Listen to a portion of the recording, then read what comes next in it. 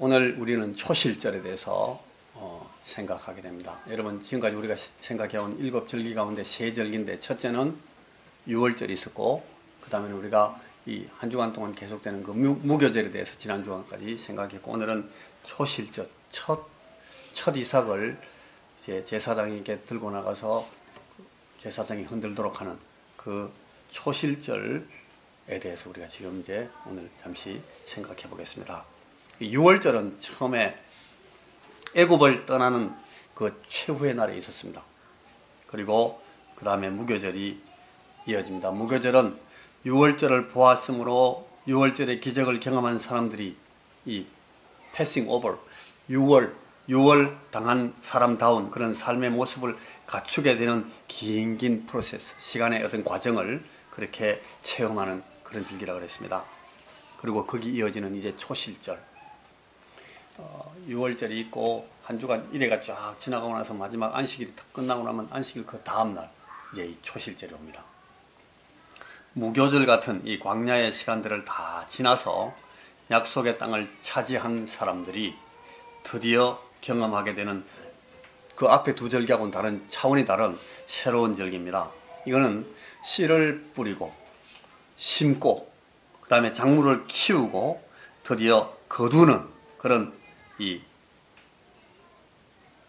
심고 키우고 추수하는 일이 가능해진 사람들에게 명하신 그런 페스티벌입니다.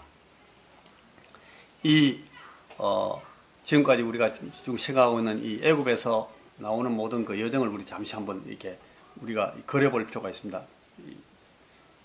어려운 게 아니니까 한번 생각해 보세요. 제일 먼저 어디서 나옵니까? 애굽에 있습니다. 그 다음에는 애굽에서 출애굽합니다. 출애굽하는 것은 결정적으로 어디를 건너가면서 출애굽이 이루어지는 겁니까? 홍해를 빠져나올 때 이제 출애굽이 됐다. 홍해를 건너면 어디 갔다 갑니까? 바로 그때부터 광야입니다. 거기서 바로 가나안이 아니고 광야예요. 광야에 멀고 거칠고 험하고 메마르고 이 목마름과 굶주림과 막 적들의 피습이 있고 갖은 위기와 순간순간의 위험이 바로 한 걸음 옆에 놓여있던 그런 길을 모세의 인도를 받아서 구름기둥과 불기둥 아래에서 걸어갑니다. 그게 광야입니다. 그리고 광야를 쭉 40년 동안 걸어가다가 마지막에 드디어 요단강을 건너가면 어디가 되는 겁니까? 이제 가나안으로 들어가게 되는 겁니다. 이게 이제 우리가 간단하게 그 일정을 이제 보는 겁니다. 여러분, 이 말씀을 우리가 생각하면서 지금 이제 초실절 들어가기 위해서 신명기 8장, 신명기는 모세가 유언적으로 한 설교라 그랬습니다. 신명기 8장 1절에서 3절 사이의 말씀을 가지고 들어갑니다. 2절 먼저 읽습니다. 시작. 내 하나님 여호와께서 이 40년 동안에 네게 광야길을 걷게 하신 것을 기억하라. 이는 너를 낮추시며 너를 시험하사 네 마음이 어떠한지 그 명령을 지키는지 지키지 않는지 알려 하심이라.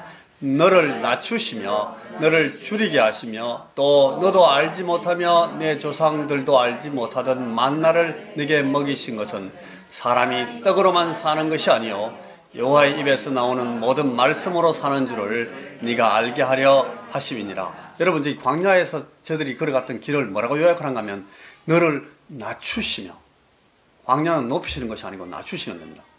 그리고 너를 줄이게 하시며, 광야는 막 배 터지게 먹이는 곳이 아니고 줄이는 것을 연습시키는 거예요. 줄이게 하시고 그 다음에는 만나를 주셨대요. 만나는 자기들도 모르고 자기 조상들도 본 적이 없는 What is this? 만나의 뜻이 그거예요. 이게 뭐야? What is this? 만나를 거기에 먹이신 것은 무슨 목적으로 했다고요? 사람이 떡으로만 사는 것이 아니요 여호와의 입에서 나오는 모든 말씀으로 사는 줄을 알게 하려고, 그걸 가르치시려고, 이 교육 목적 때문에, 저 교육 목적 때문에 주님께서 광야에 데려다 놓고 낮추시고 줄이게 하시고 만나도 먹이시고 그렇게 했다는 거예요. 만나를 먹는 것이 굉장히 막 신나는 건 줄 알았는데 저게 훈련시키는 아주 시험입니다. 지금 이제 이 이스라엘이 모압 땅까지 왔어요. 모압 땅은 바로 요단강 턱 밑입니다. 제일 마지막, 광야의 마지막 땅입니다. 신명기는 이 모압 들판에서 모세가 자기 백성들을 다 모아놓고 자기는 이제 거기 들어가지 못해요. 제한의 땅입니다. 그런데 보입니다. 저 멀리. 저기 넘어가면 저기 이제 가나안 땅인데, 그걸 보면서 유언과 같이 자기 백성들에게 신명기 설교를 이렇게 하고 있는 겁니다. 거기서 모세 입을 통해서 하나님께서 이스라엘 백성들에게 이게 remind, 다시 기억하게 하는 이 리마인딩 하는, 일깨워서 생각나게 해주려는 그 사실 물음이 바로 저는 말씀으로 진행되고 있는 겁니다. 네가 나그네냐? 너희들이 정말 텐트 치고 우거하는 자로 사느냐? 그러면 지금부터 내가 말하는 것에 대해서 대답해라. 너희들이 지금 광야에 있느냐? 너 지금 어디를 지나가는 길이냐? 그러면 광야에 있다면 내게 대답해봐라. 그 물음이 이겁니다. 그대는 떡으로 사는가? 빵 먹고 사는가? 얼마만큼 네가 네 생명을 빵에 의존하면서 사느냐? 그리고 그대는 얼마만큼 말씀으로 사느냐? 말씀에 의존하여 사느냐? 그걸 묻습니다. 여러분, 저 물음은 오늘 우리한테 그대로 오는 물음이에요. 여러분, 우리는 빵 먹고 삽니까? 얼마만큼 우리의 생명은 빵에 의존하고 있습니까? 만약에 우리가 하나님의 말씀으로 사는, 믿음을 갖고 사는 사람이라면 얼마만큼 우리는 이 믿음, 이 말씀에 의존해서 사는가? 하나님의 말씀에 의존해서 사는 삶의 모양이 얼마만큼이냐? 이걸 묻는 겁니다. 그래서 그 아까 읽었던 그 앞에 있는 1절이 이렇게 되어 있습니다. 1절 시작. 내가 오늘 명하는 모든 명령을 너희는 지켜 행하라. 그리하면 너희가 살고 번성하고 여호와께서 너희의 조상들에게 맹세하신 땅에 들어가서 그것을 차지하리라. 여러분, 여기에 그 땅을 차지할 사람들의 이 조건이 나와 있어요. 너희가 이 명령을 지켜 행하면, 너희는 이 명령을, 모든 명령을 지켜 행하라. 그리하면 너희가 번성하고 그 땅에 들어가서 그 땅을 차지할 수 있다. 차지할 것이다. 그래서 오늘 본문으로 넘어와 보면 이런 말씀으로 나옵니다. 레위기 23장 9절. 여호와께서 모세에게 말씀하여 이르시되 이스라엘 자손에게 말하여 이르라. 너희는 내가 너희에게 주는 땅에 들어가서, 이건 이제 명령을 지켜 행하는 자들이 되어서 그 땅에 들어가서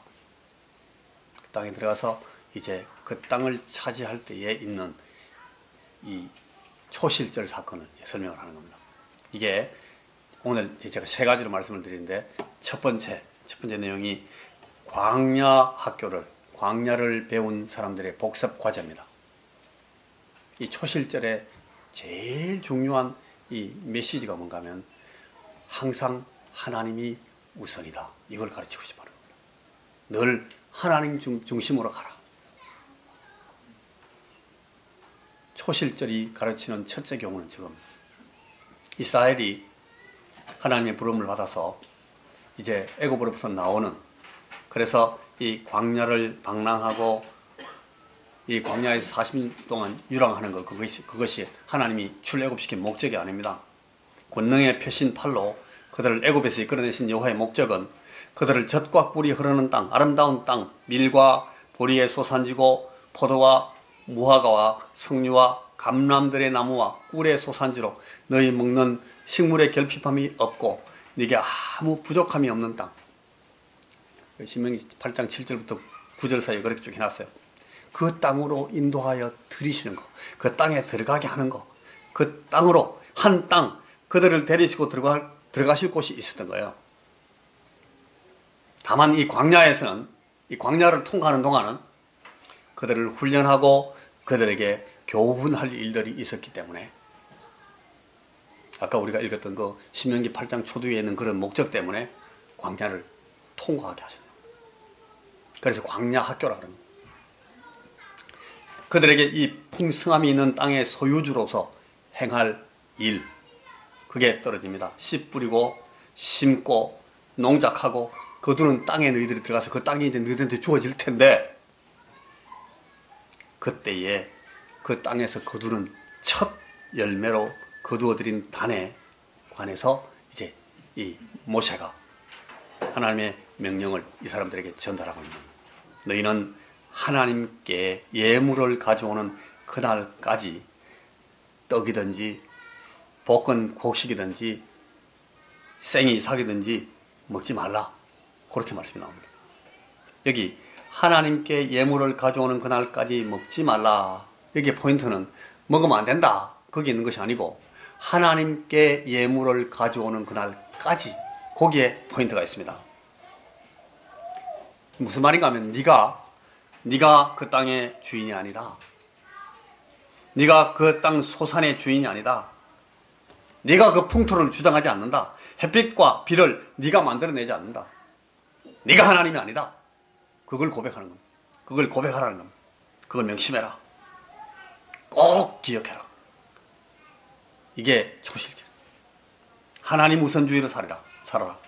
그 자세를, 그 태도를 꼭 유지하고서 서 있어야 된다. 너 먼저 먹겠다고 나대지 마라. 그게 사는 방법이 아닐 뿐더러 그게 너희 인생을 살찌우는 방법이 아니다. 결국은 그거 아닌 것을 살아봤으니 너 알겠지? 광야에서 수도 없이 실습했지? 배웠지? 그렇게 묻는 겁니다. 여러분, 우리가 우리 인생을 힘있게 살게 하는 방법, 우리 인생을 살찌우는 방법이 뭔지를 우리도 한 수십 년 살아보면 배우게 됩니다. 그게 먼저 막 가서 막 쫓아가서 먼저 퍼먹는 것이 아닙니다. 여기 지금 하나님께 예물, 그런 말을 썼어요. 예물. 저 예물이라는 것은 원래 우리는 얼른 생각하기에 굉장히 값지고 비싼 그런 걸 생각할, 보물 같은. 근데 저기 보니까 예물이 결코 그렇지 않습니다. 그 예물의 값, 예물의 크기, 예물의 수준, 이게 아니고 저 예물을 예물답게 만드는 것은 그 우선권입니다. 그 마음. 이 예물은 다 익은 수확의 덜판에서 거두어서 단으로 가져다가 여호와 하나님 앞에 받아들여지도록, 연납되도록 제사장에게로 가져간 그 묶음을 말합니다.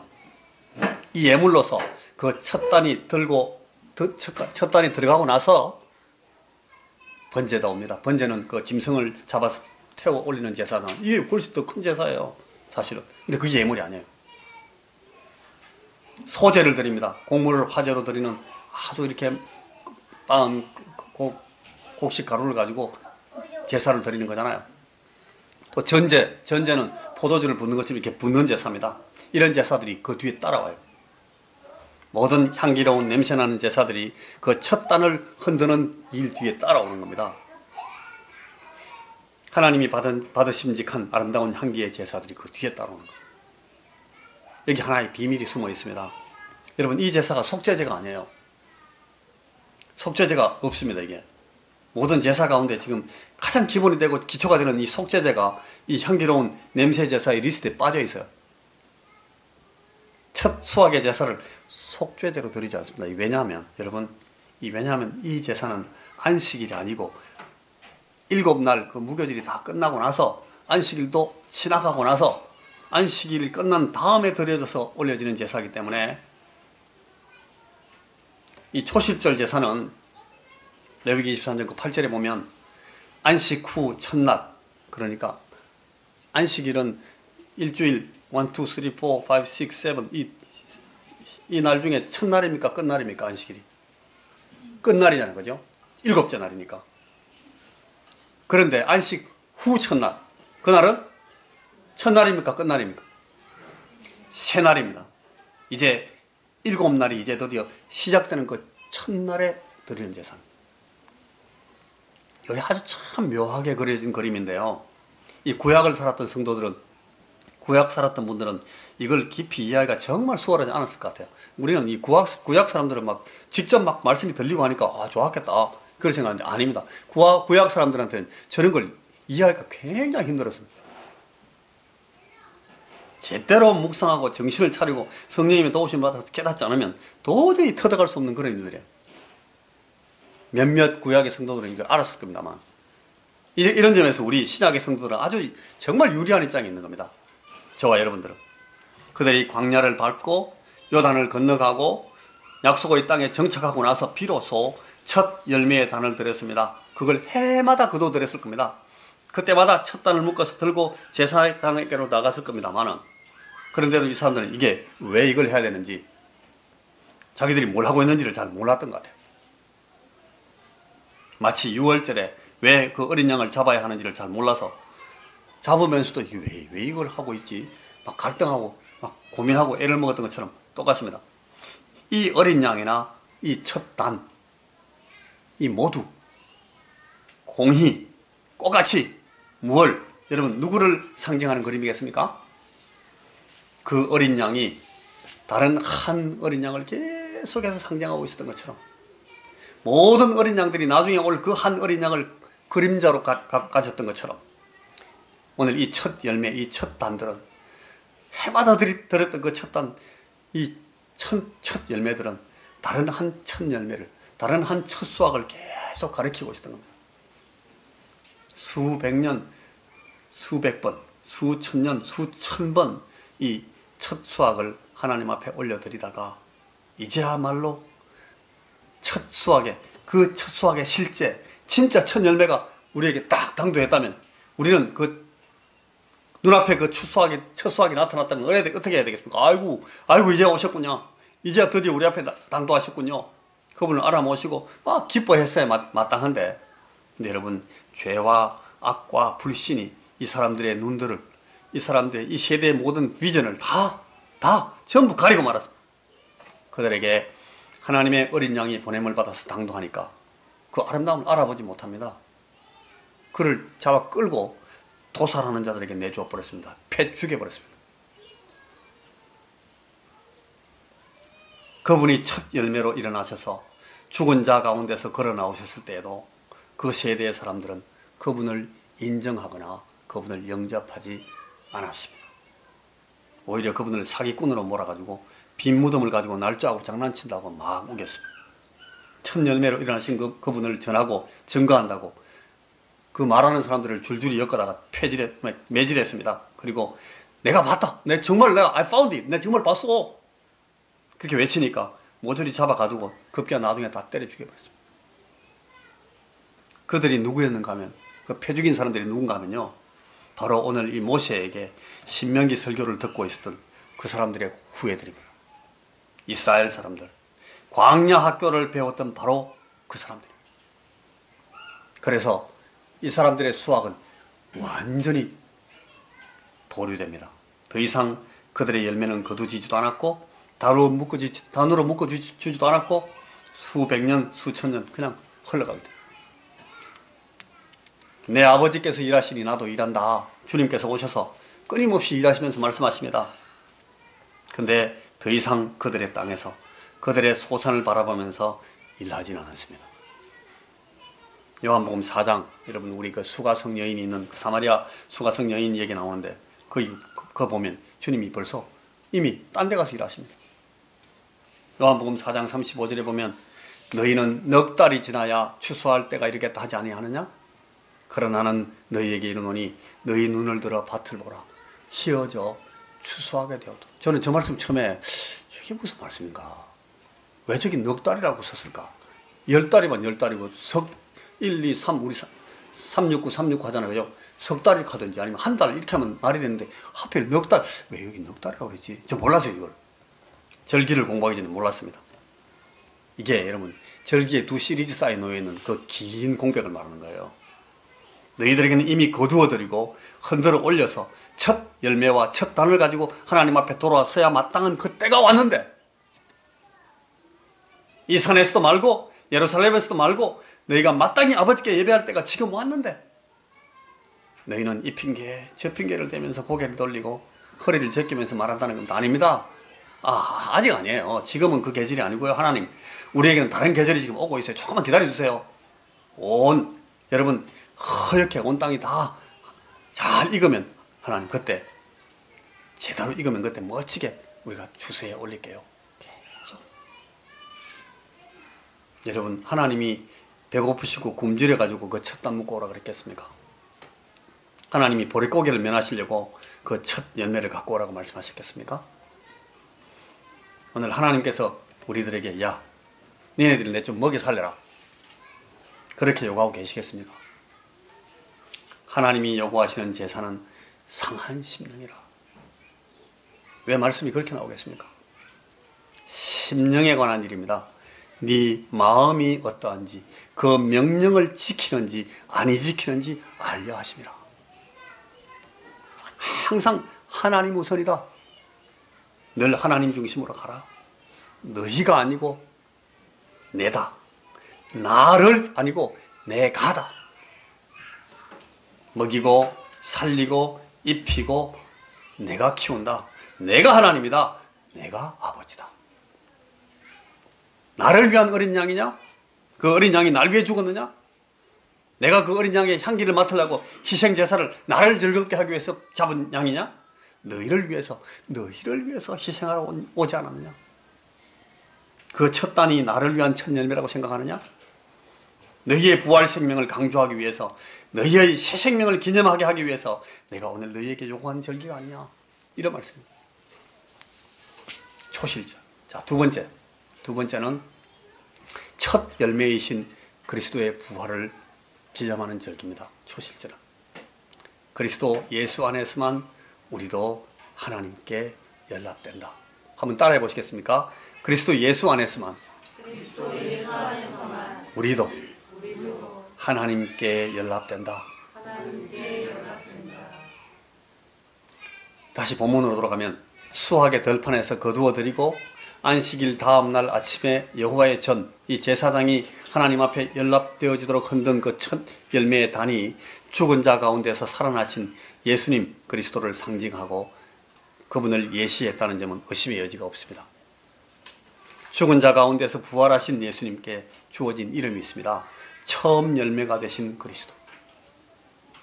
고린도전서 15장 20절 그리고 23절 보면 그러나 이제 그리스도께서 죽은 자 가운데서 다시 살아나사 잠자는 자들의 첫 열매가 되셨다. 저렇게 바로 직접 언급해 놨습니다. 그리고 나서 그 단이 그 다음에 이어지는 단에 긴밀한 관계에 있음을 강조하여서 보이려는 듯이 이렇게 써놨어요. 그러나 각각 자기 차례대로 되리니 먼저는 첫 열매인 그리스도요, 그 다음에는 그가 강림하실 때 그에게 붙은 자요. 이렇게 됐어요. 하늘의 밀이 땅에 떨어져 죽을 때 이분은 혼자셨어요. 그러나 죽으셨다가 살아나신 후에는 더 이상 혼자가 아니라 그분에게 줄줄줄줄줄 붙어 따라 나오는 겁니다. 이분은 먼저 죽은 자들 가운데서 먼저 처음 나신 자입니다. 처음입니다. 먼저입니다. 그런데 뒤따라오게 하시기 위해서 앞장서 있는 분입니다. 여러분, 제 동생은 아들이 하나밖에 없어요. 딸도 없고 아들 하나. 그런데 이 아들 보고 여러분 맏아들이다 그러지 않습니다. 왜냐하면 아들 하나밖에 없잖아요. 저는 딸 하나 아들 하나 있어요. 아들이 하나밖에 없는데 저는 우리 아들 보고 맏아들이라고 말하지 않습니다. 그냥 아들이지. 맏아들이란 말을 쓰는 거는 그 뒤에 뭐가 있다는 겁니까? 다른 아들이 줄줄줄 따라온다는 거예요. 저는 7대 독자였어요. 처음에 태어났을 때. 우리 아버지가 6대 독자였어요. 7대 독자로 태어나니까 제가 아들이 하나 있었는데 저는 첫 아들이었어요. 맏아들이 아니고. 근데 내 뒤에 동생이 또 하나 나고 아들이 셋이 됐어요. 그러니까 저는 뭐가 됩니까? 맏아들이 되는 겁니다. 이는 그로 많은 형제 중에서 맏아들이 되게 하려 하심이니라. 로마서 8장 29절에 그렇게 나왔어요. 이런 새로운 관계를 부활의 그날 아침 그 첫 부활 동산에서 주님께서 친히 마리아에게 이렇게 말씀하십니다. 내가 내 아버지 곧 너희 아버지, 내 하나님 곧 너희 하나님께로 올라간다. 주님은 그러니까 주님 자신이 부활하신 것을 결코 내 부활로 내가 끝이다, 한 번도 우리에게 그렇게 말씀하신 적이 없어요. 그렇게 주님의 부활은 어떤 부활을 항상 내포하면서 부활하는가 하면 여러분, 저와 우리들의 부활이 그 뒤에 따라온다는 사실을 계속 주님은 그걸 가지고 부활. 주님은 대표로 첫 열매로 맏아들로 부활하신 거예요.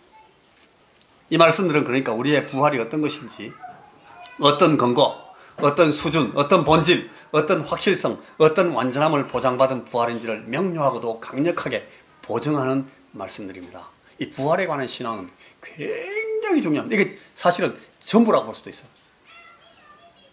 그러니까 우리 모든 절기들 가운데 제일 중요한 우리 크리스찬들의 절기는 부활절이에요. 크리스마스가 아니에요. 크리스마스는 아무것도 아니에요.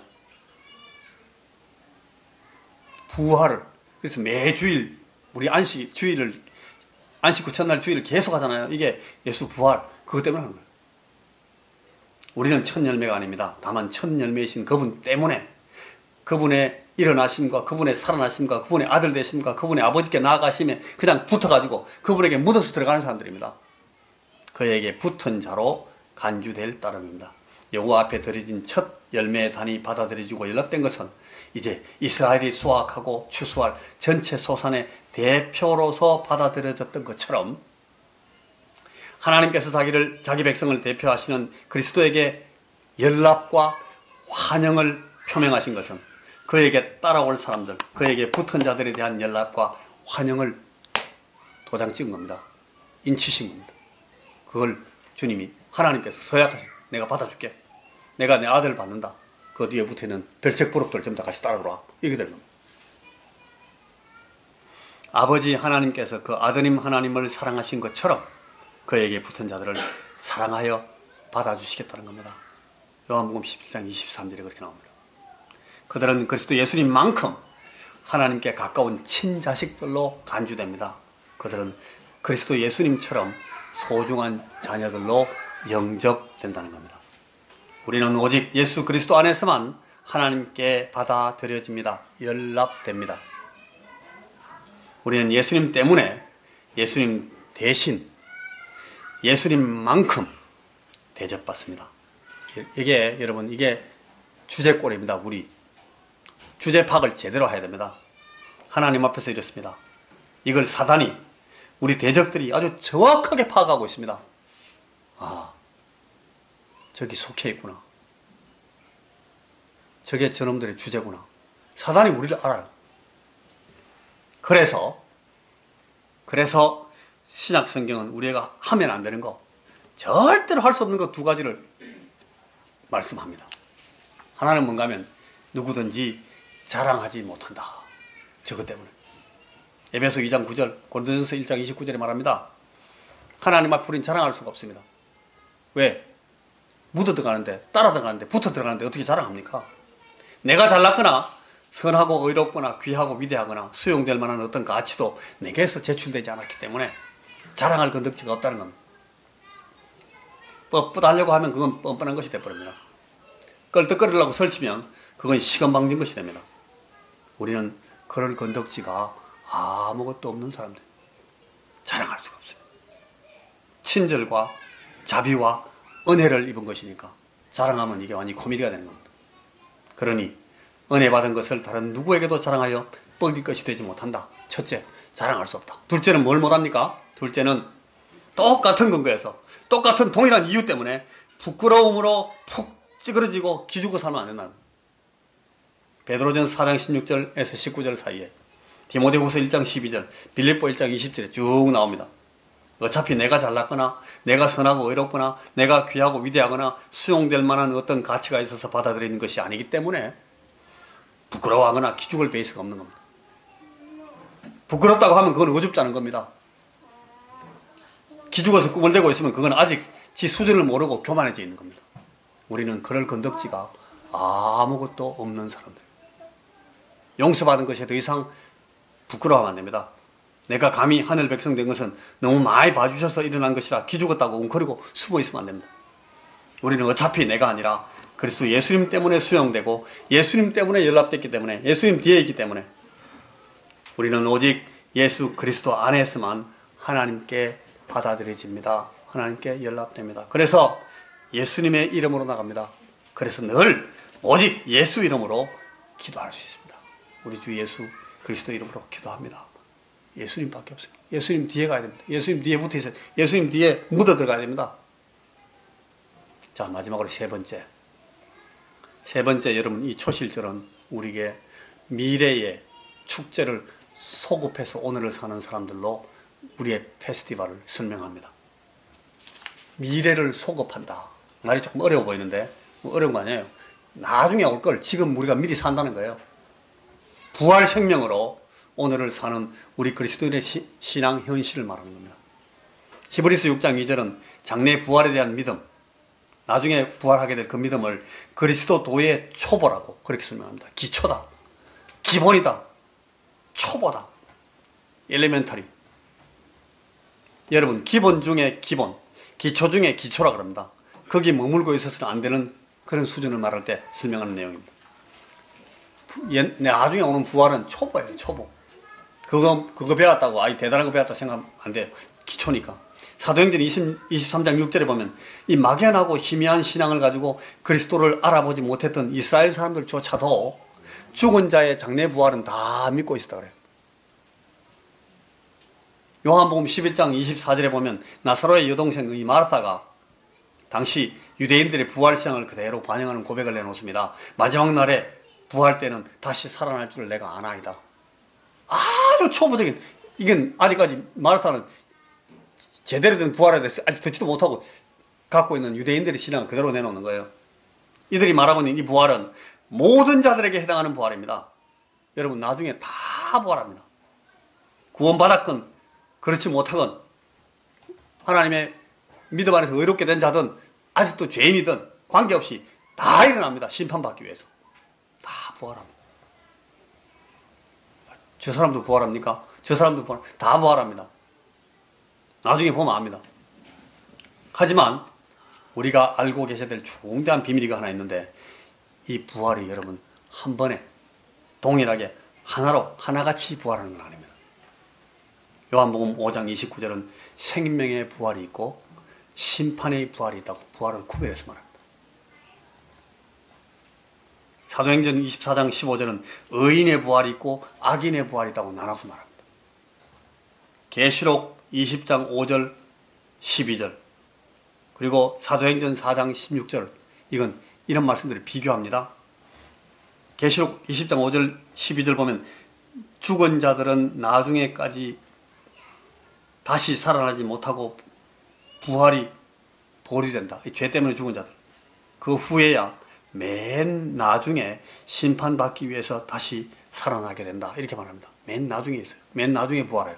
그런데 데살로니가전서 4장 16절에 보면 주님께서 호령과 함께 하늘로부터 강림하실 때 그리스도 안에서 죽은 자들이 먼저 일어난다. 이건 먼저 일어나고 아까 그건 나중에 일어나는 거예요.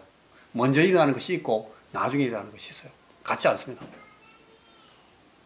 시차가 있는 다른 부활, 예수 그리스도의 부활. 여러분 이것이 오늘 우리에게 무엇이 일어나게 하는지를 봐야 됩니다. 오늘 무엇이 일어나게 하는 거예요. 오늘 여기 오늘 우리 제일 중요한 포인트입니다.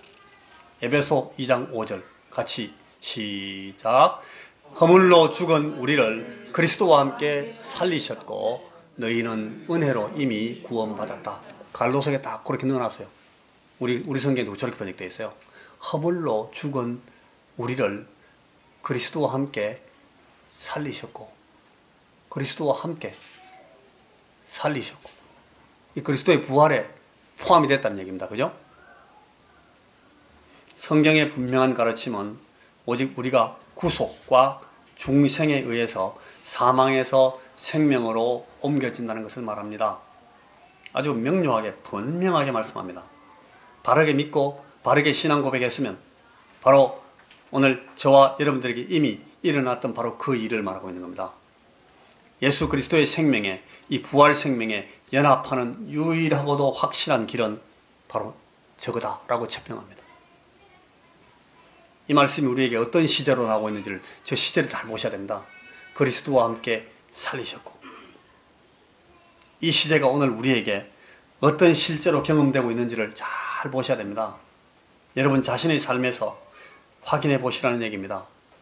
우리가 계속 미래에 올, 장래에 올, 나중에 올 그 부활만 계속 생각하지 말라는 거예요. 이미 우리 안에 있는 부활이 있어요.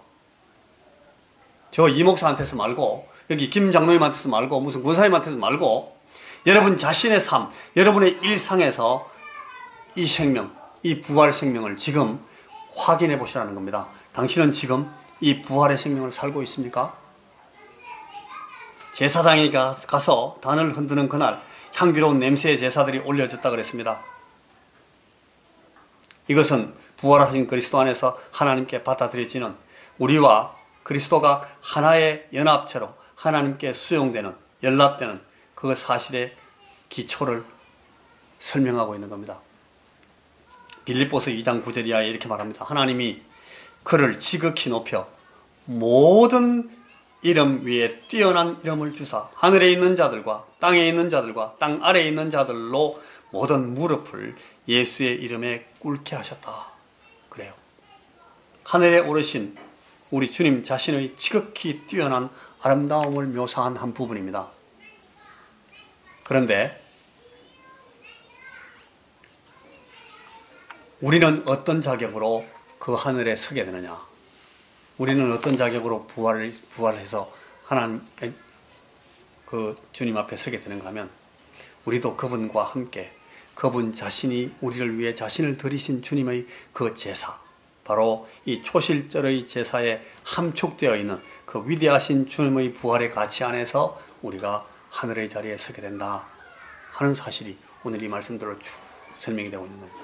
바로 이 사실이 오늘 우리로 하여금 왜 우리가 그 하늘 영광 가운데 서게 되는 그날에도 오늘 우리의 경배와 우리 신앙, 경배와 찬양에 사는 것 같이 우리를 위해 수축임 당하신 어린 양, 존귀하신 어린 양, 그것도 우리가 매일 이 찬송을 하고 있다 그래요. 왜 그런가 하면 이것 때문에 그래요.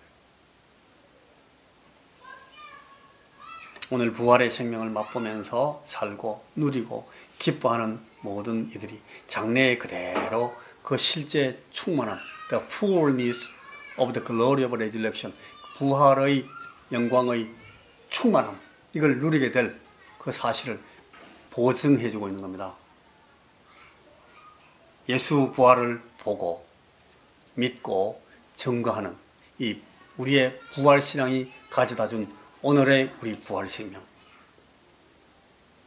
수천 년 전 모세의 입을 통해서 말씀하게 한 그 초실절의 밑그림 그대로 부활의 첫 열매이신 예수 그리스도의 부활이 성취되었고, 이제는 그 예수님의 첫 열매 부활이 가져다 준 그 부활 생명을 오늘 우리가 성령 안에서 소급해서 나중에 우리가 예수님께 붙어서 그 부활을 누리게 될 그 부활을 지금 오늘 여기서 맛보면서 누리고 있는 이대로 우리 주님과 함께 하나님 앞에 서서 영원히 살아가게 될 것입니다. 여러분, 오늘 여러분은 어떻게 이 부활의 생명을 살고 계십니까? 날마다 더 생생한 실제로서 이 부활의 생명을 체험하며 누리고 사는 이 생명 때문에, 이 부활 생명이기 때문에 이렇게 살고 이렇게 선택하고 이렇게 결정하고 이렇게 자신 있어 하고 이렇게 믿고 하는 그런 이 부활 생명으로 사는 저와 우리 모든 실과의 성도들이 다 되시기를 부활하신 주님의 이름으로 축원합니다. 기도합시다.